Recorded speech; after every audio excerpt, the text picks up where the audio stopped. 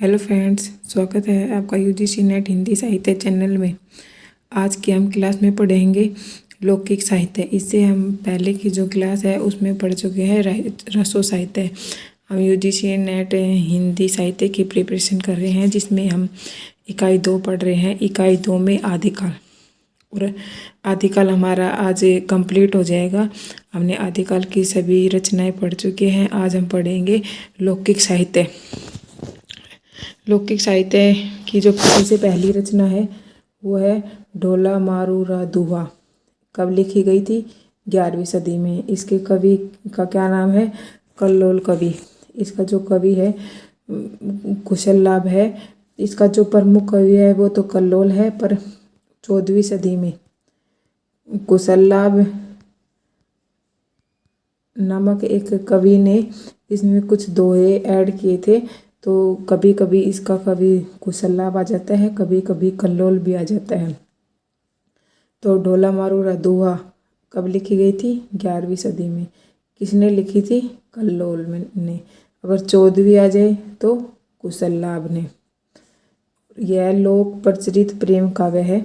यह राजस्थान में अधिक लोकप्रिय है।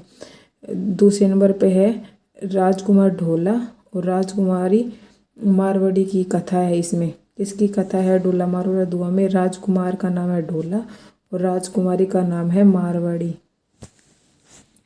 उसके बाद है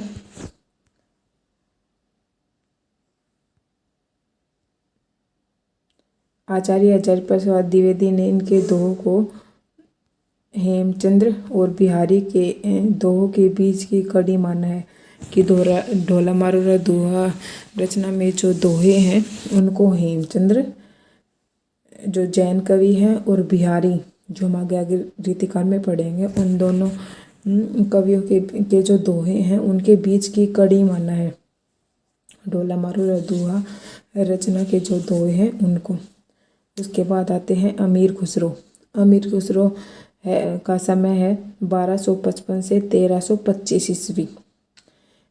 वह अमीर खुसरो की 100 रचनाएं बताई जाती हैं, जिनमें से इनकी जो प्रमुख रचना है वो है खालिक बारी, पहेलियाँ, मुकरिया, दो सुखने और गजल।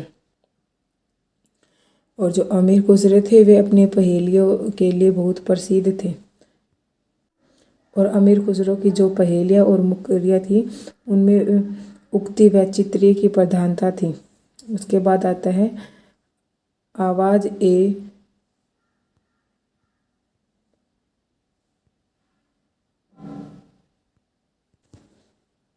ए खुसरवी इनका संगीत संबंधित ग्रंथ है। इनका जो संगीत से संबंधित ग्रंथ है वो है आवाज ए खुसरवी। उसके बाद है खालिक बारी, वस्तुतः फारसी हिंदी शब्दकोश ग्रंथ है। जो इनका खालिक बारी जो ग्रंथ है वो एक शब्दकोश है। किसका शब्दकोश है? हिंदी और फारसी और हिंदी का। उसके बाद है अमीर खुसरो को खड़ी बोली हिंदी का प्रथम कवि माना जाता है। खड़ी बोली का जो के कुछ जो पुट मिलते हैं वो सबसे पहले अमीर खुसरो की रचनाओं में ही मिलते हैं। उसके बाद है इनका मूल जो नाम था वो था अबुल हसन और इनके गुरु थे निजामुद्दीन औलिया। और उसके बाद संगीत में जो कव्वाली, तराना, गायन शैली और सितार के जन्मदाता अमीर खुसरो को ही माना जाता है कि संगीत में जो कव्वाली है, सितार है, इनके जन्मदाता अमीर खुसरो है। अमीर खुसरो को किन किन उपाधियों से नवाजा गया है? तोता ए हिंद, ये उपाधि किसने दी थी? अलाउद्दीन खिलजी के द्वारा इनको यह उपाधि दी गई थी, तोता ए हिंद। जो दूसरी है कवियों के राजकुमार। अमीर खुसरो को कवियों के राजकुमार भी कहा था। किसने कहा था? ईश्वरी प्रसाद गुप्त ने। उसके बाद है अवधि का प्रथम कवि। अमीर खुसरो को अवधि का प्रथम कवि किसने कहा है? राम कुमार वर्मा ने। उसके बाद लौकिक साहित्य में जो दूसरे कवि आते हैं वो है विद्यापति। विद्यापति का जन्म कब है? 1360 से 1450 ईस्वी। इनके गुरु कौन थे? पंडित हरि मिश्र। विद्यापति के गुरु थे पंडित हरि मिश्र। इनकी 14 रचनाएं मानी जाती हैं। 14 रचनाएं हैं और 3 भाषाओं में है।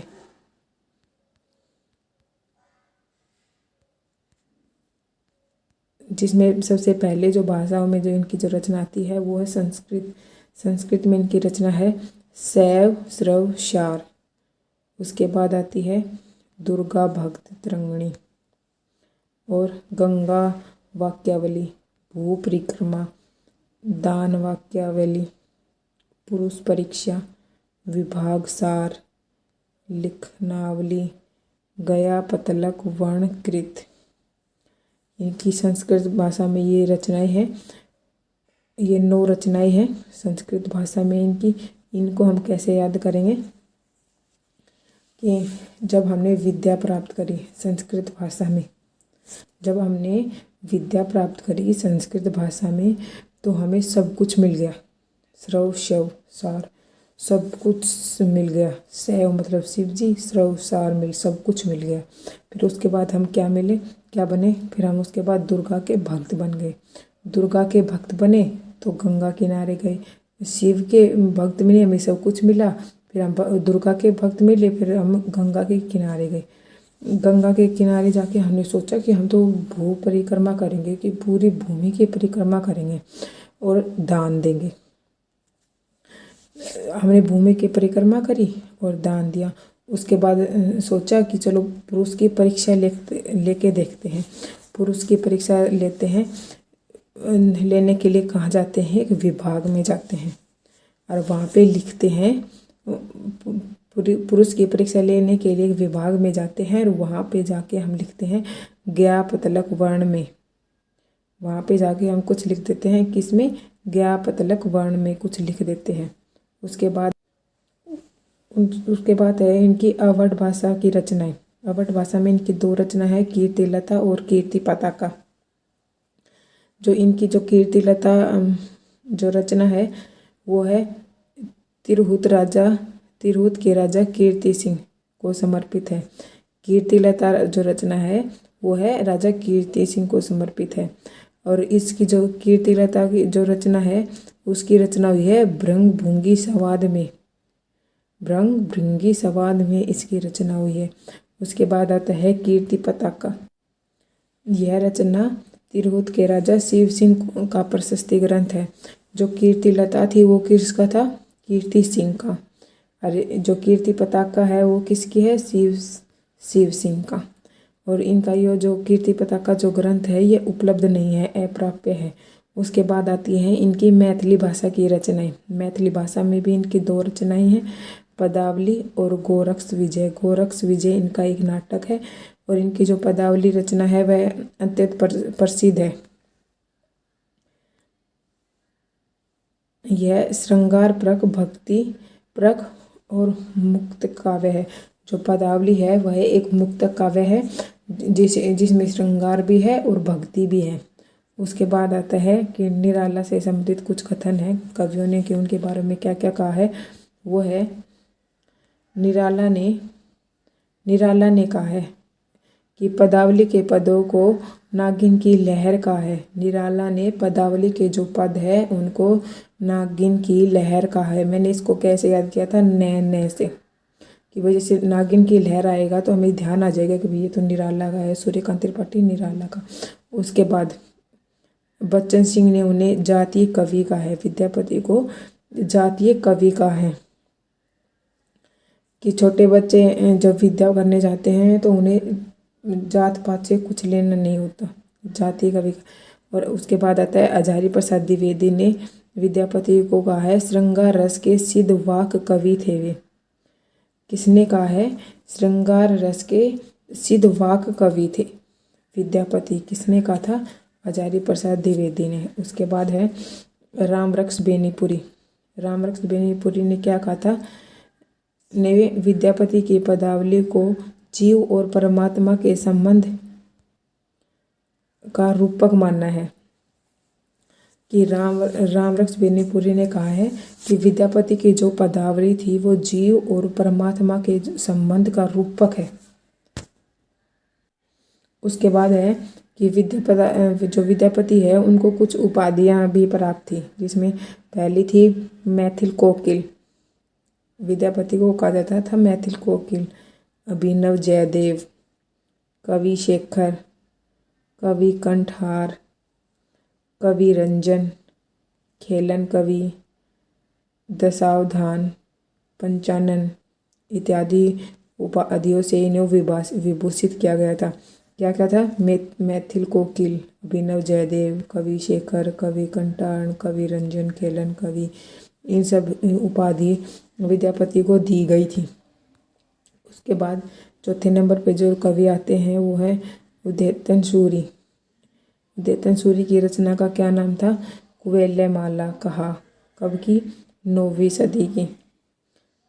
उदयतन सूरी की रचना थी कुवलयमाला कहा, 9वीं सदी की। उसके बाद आते हैं अगले जो कवि हैं वो रहे रोड़ा कवि। इनकी रचना थी राउलवेल। कब की? 10वीं सदी की। रोड़ा, राउलवेल, रे और रे से शुरू है तो रोड़ा कवि है, और राउलवेल है कब की है? 10वीं सदी की है।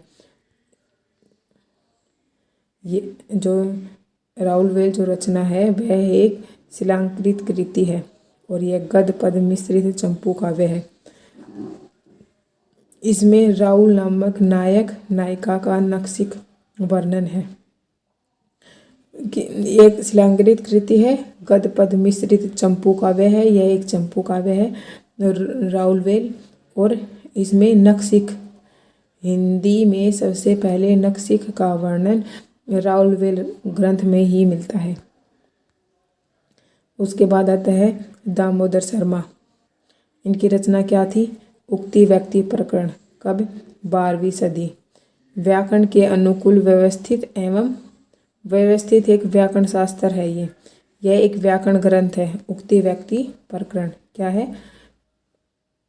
व्याकरण ग्रंथ है। किसका है? दामोदर का। हम कैसे याद करेंगे कि हम व्याकरण कब सीखते हैं? जब हम 12 साल के हो जाते हैं। कुछ अच्छी उक्ति करने लग जाते हैं, मतलब अच्छी बातें करने लग जाते हैं। और हमें कौन सिखाते हैं? हमारे दादा। कि हम व्याकरण, हमारे दादा हमें कब व्याकरण सिखाते हैं? जब हम 12 साल के हो जाते हैं। जब 12 साल के हो जाते हैं तो हम अच्छी उक्ति करने लग जाते हैं तब। उसके बाद जो अगली रचना आती है वो है उक्ति व्यक्ति प्रकरण। जो रचना है उसमें है बनारस और बनारस के आसपास के जो क्षेत्र है उसकी संस्कृति और भाषा आदि पर प्रकाश डाला गया है उक्ति व्यक्ति प्रकरण साहित्य में। इसमें उस युग के काव्य रूपों की जानकारी भी प्राप्त होती है कि उस युग के काव्य किस प्रकार के थे। और इस दृष्टि से हमें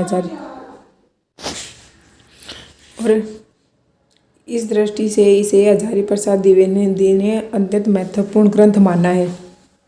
किसमें कि मतलब उस समय के काव्य रूप मिलते हैं और उस समय की जो संस्कृति थी उसके बारे में बताता है इस दृष्टि से। उसके बाद आता है ज्योतिश्वर ठाकुर। ज्योतिश्वर ठाकुर की रचना का नाम है वर्ण रत्नाकर। कब लिखी गई थी? 14वीं सदी में। मैंने इसको कैसे याद किया था? वर्ण हम कब पढ़ते हैं? कहाँ पढ़ते हैं? ज्योति में, मतलब दिया जला के, या मतलब जब जहाँ पे रोशनी होती है ज्योति में। और कब मतलब हम उक्ति करना कब सीखते हैं? 12 में। और वर्ण पढ़ना कब सीखते हैं? 14वीं सदी में। और इस ग्रंथ में हिंदू दरबार और भारतीय जीवन पद्धति का यथार्थ चित्रण है कि हिंदू दरबार कैसे थे और भारतीय जीवन कैसे था, कैसा है और कैसा था। उसके बाद है मैथिली हिंदी में रचित यह ग्रंथ शब्दकोश से प्रतीत होता है। यह जो रचना है वर्ण रत्नाकर, यह मैथिली और हिंदी में रचित है। यह एक शब्दकोश प्रतीत होता है ग्रंथ की बजाय। उसके बाद है सुनीति कुमार चटर्जी ने इसका संपादन किया था। जो वर्ण रत्नाकर जो ग्रंथ है उसका संपादन किसने किया था? सुनीति कुमार चटर्जी ने। ये तो थे प्रमुख लौकिक साहित्य ग्रंथ थे और उनके रचनाकार। उसके बाद जो विद्यापति थे उनके बारे में भी कुछ महत्वपूर्ण बातें हैं कि विद्यापति को कवि के रूप के संदर्भ में भी दोनों के मत थे कि कुछ कवि तो इन्हें श्रृंगारी कवि कहते थे, कुछ इन्हें भक्त कहते थे और कुछ इन्हें रहस्यवादी कहते थे। अब हम देखेंगे कि इन्हें श्रृंगारी कवि कौन कौन कहते थे। हरप्रसाद शास्त्री, रामचंद्र शुक्ल, सुभद्रा झा, रामकुमार वर्मा और रामरक्ष बेनीपुरी। इन्हें श्रृंगारी कवि कहते थे। कौन कौन कहते थे इन्हें श्रृंगारी कवि? हरप्रसाद शास्त्री, रामचंद्र शुक्ल, सुभद्रा झा, रामकुमार वर्मा और रामरक्ष बेनीपुरी। उसके बाद आता है भक्त कवि कि विद्यापति को भक्त कवि कौन कौन कहते थे? बाबू श्याम सुंदर दास, बाबू ब्रजनंदन सहाय और हजारी प्रसाद द्विवेदी। हम कैसे याद करेंगे कि भक्त हैं कहाँ पे? ब्रज में। किसके? श्याम के। हजारों की हजारों भक्त हैं ब्रज में श्याम के। आप इसको कैसे भी याद कर सकते हो कि ब्रज में हजारों भक्त हैं श्याम के। उसके बाद आते हैं रहस्यवादी कवि। रहस्यवादी कवि कौन है? जनार्दन मिश्र, जॉर्ज ग्रेशियन और नागेंद्र नाथ गुप्त। उसको हम कैसे देखेंगे कि जब भी हम रहस्य को जान जाते हैं, रहस्य जान जाते हैं, जनार्दन जान जाते हैं, तो गिर जाते हैं। कहाँ पे गिर जाते हैं? नाग के चरणों में। नाग किसके गले में रहता है? शिव जी के चरणों में। तो हम शिव जी के चरणों में गिर जाते हैं, नाग के चरणों में। रहस्य को हम जब जान जाते हैं तो गिर जाते हैं नाग के चरणों में। भक्त का भी हमने याद किया और रहस्यवादी। इनके अलावा अगर कोई कवि आएगा तो वो किस में आएगा? श्रृंगारी में। अगर आप इन दोनों को भी अच्छे से याद कर लोगे तो आप इनमें से श्रृंगारी कवि भी निकाल लोगे कि इन श्रृंगारी कवि इनको कितनी। उसके बाद है हिंदी का प्रथम कवि। किस कवि को हिंदी का प्रथम कवि माना है? जिसमें एक तरफ है हिंदी का प्रथम कवि और दूसरी तरफ है हिंदी का प्रस्तोता। इसमें हम पहले पढ़ेंगे पुष्यदंत। पुष्यदंत ने किसको माना है? शिव सिंह सेंगर को। पुष्प हम कहाँ चढ़ाते हैं? शिव जी पे। उसके बाद है शालिभद्र सूरी, गणपति चंद्र गुप्त ने। स्वयंभू ने किसे माना है? रामकुमार वर्मा को। स्वयं राम रे। सरहप्पा को राहुल सांस्कृत्यायन ने। इसको भी सरहप्पा और सांस्कृत्यायन। अब्दुल रहमान, हजारी प्रसाद द्विवेदी कि अब तो अब्दुल नाम के हजारों लोग हो गए हैं। उसके बाद है देवसेन कृत श्रवाकाचार को हिंदी की प्रथम रचना माना है कि देवसेन की जो रचना है श्रवाकाचार उसको हिंदी की प्रथम रचना माना जाता है और इस रचना का समय है 933 ईस्वी। उसके बाद है कि आदिकाल से संबंधित कुछ महत्वपूर्ण कथन हैं जो आचार्य शुक्ल ने और आचार्य हजारी प्रसाद द्विवेदी ने दिए थे। इनमें से पहले हम पढ़ेंगे कि आचार्य शुक्ल के कथन। उनका जो पहला कथन है उन्होंने कहा है, उन्होंने आदिकाल को अनिर्दिष्ट लोक प्रवृत्ति का युग कहा है। किसने? आचार्य रामचंद्र शुक्ल ने। क्या कहा है? आदिकाल को अनिर्दिष्ट लोक प्रवृत्ति का युग। उसके बाद उनका जो दूसरा कथन है वो है, उस समय जैसे गाथा कहने से प्राकृत का बोध होता था वैसे ही दोहा या दूहा कहने से अपभ्रंश का पद समझा जाता था। कि गाथा कहने से किससे? प्राकृत का बोध होता था। दोहा या दूहा कहने से अपभ्रंश पद का बोध होता था। ये जो दोनों कथन हैं ये है आचार्य रामचंद्र शुक्ल के। ये महत्वपूर्ण कथन है, आपको याद करने हैं अच्छे से। उसके बाद आते हैं आचार्य हजारी प्रसाद द्विवेदी के कथन। आचार्य हजारी प्रसाद द्विवेदी के कथन है, पहला जो इनका कथन है वो है आदिकाल। इन्होंने कहा है आदिकाल को अत्यधिक विरोधी और व्याघातों का युग घोषित किया है। आचार्य हजारी प्रसाद द्विवेदी ने आदिकाल को अत्यधिक विरोधी और व्याघातों का युग घोषित किया है। इनका जो दूसरा कथन है वो है दोहा या दूहा अपभ्रंश का अपना छंद है। कि दोहा और दूहा अपभ्रंश का अपना छंद है उसी प्रकार जिस प्रकार गाथा प्राकृत का अपना छंद है। इन दोनों ये जो दो कथन है, एक जो पीछे हमने आचार्य रामचंद्र शुक्ल का पढ़ा था, ये दोनों कथनों में डिफरेंस समझो। इनमें है, इन्होंने कहा है दोहा या दूहा अपभ्रंश का अपना छंद है। उन्होंने क्या कहा था? और उसी प्रकार गाथा प्राकृत का अपना छंद है। उन्होंने कहा था बोध होता है जैसे गाथा से प्राकृत का बोध होता है, वैसे ही दोहा या दुआ से अपभ्रंश का बोध होता है। दोनों के कथन मतलब कथन एक ही पर अलग अलग पलट दिया बस। Thank you for watching. अगर आपको वीडियो अच्छी लगे तो लाइक शेयर एंड सब्सक्राइब करें। आपको ऐसे ही डेली हिंदी साहित्य के नोट्स मिलते रहेंगे ट्रिक के साथ। Thank you.